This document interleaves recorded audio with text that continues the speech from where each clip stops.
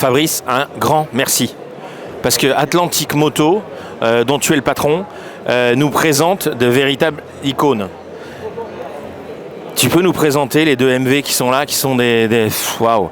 On ne sait pas par quel bout les prendre tellement c'est des puretés de beauté. Alors c'est vrai que MV Agusta a toujours fait des motos fabuleuses. On rappelle pour ceux qui ne savent pas que c'est Giacomo Agostini qui a été le grand Ago, qui a fait parler d'MV Agusta à travers le monde et surtout à travers tous ces titres de champion du monde.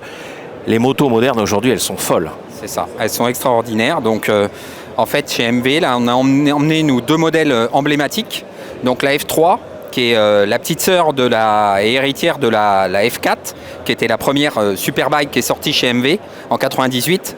Et la F3 qu'on a là est un modèle en série limitée, c'est la F3 Compétition. Voilà, donc qui est équipée avec des jantes carbone, qui a tout un tas d'équipements racing, comme l'indique le nom. Et puis on a amené la petite Super Veloce S, qui est un modèle donc qui est sorti en 2020 au Salon de Milan, qui a été présenté, et là qui est décliné dans une série 80e anniversaire, donc avec tout un tas d'équipements spécifiques, une série là limitée, numérotée à 500 exemplaires.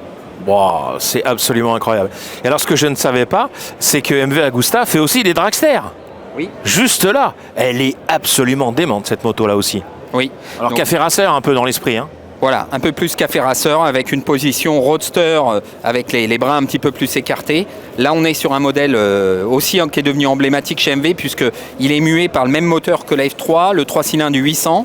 Et donc, on a une position qui est vraiment café racer un petit peu anglais à l'ancienne. Voilà. Sauf qu'on a tout le savoir-faire MV avec des produits qui sont faits exclusivement à la main encore. C'est une des caractéristiques de chez MV Agusta, c'est-à-dire qu'on a affaire à de véritables artisans et chaque moto est produite, c'est tout juste si chaque pièce n'est pas signée de celui qui l'a posée, qui l'a faite. Hein. Alors c'est ça, donc on a sur chaque moteur, on a la signature de l'artisan motoriste puisque tous les moteurs sont faits à la main par une seule personne chez MV. On est capable, s'il se révélait avoir un souci, de tracer jusqu'à l'artisan qui a réalisé, qui a assemblé le moteur. Un grand merci Fabrice de nous présenter ces machines incroyables. Alors on a parlé bien sûr de MV, mais il y a d'autres marques italiennes que tu présentes ici. Voilà, c'est ça. On est aussi distributeur Aprilia, entre autres, et Moto Guzzi.